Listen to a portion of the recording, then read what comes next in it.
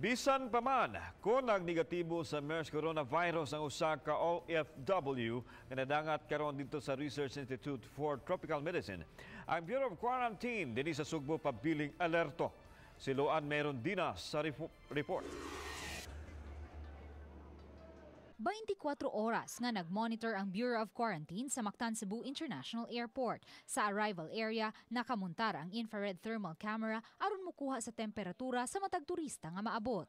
Here at the airport, we're actually monitoring daily monitoring yun sa source fever, no?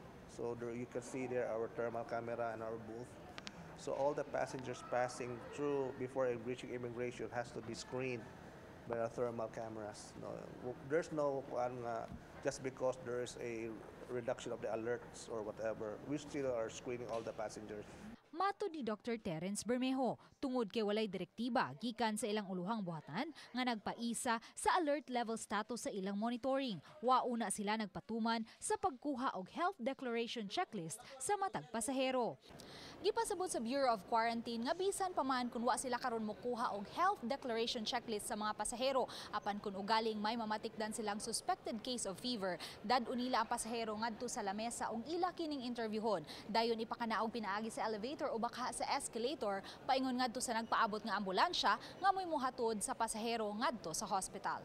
Actually, MERS is not really declared a public health emergency of international concern by WHO. So siguro dili kay siya as Ebola nga, grabing Ebola ba. Kay it takes prolonged contact with a MERS patient for you to develop MERS. Ang MERS-CoV, kan Middle East Respiratory Syndrome coronavirus, gikatahong gikan sa mga kwaknit sa Saudi Arabia. Uban ni Godfrey Rilien, Luan Merondina, Balitang Bisdak.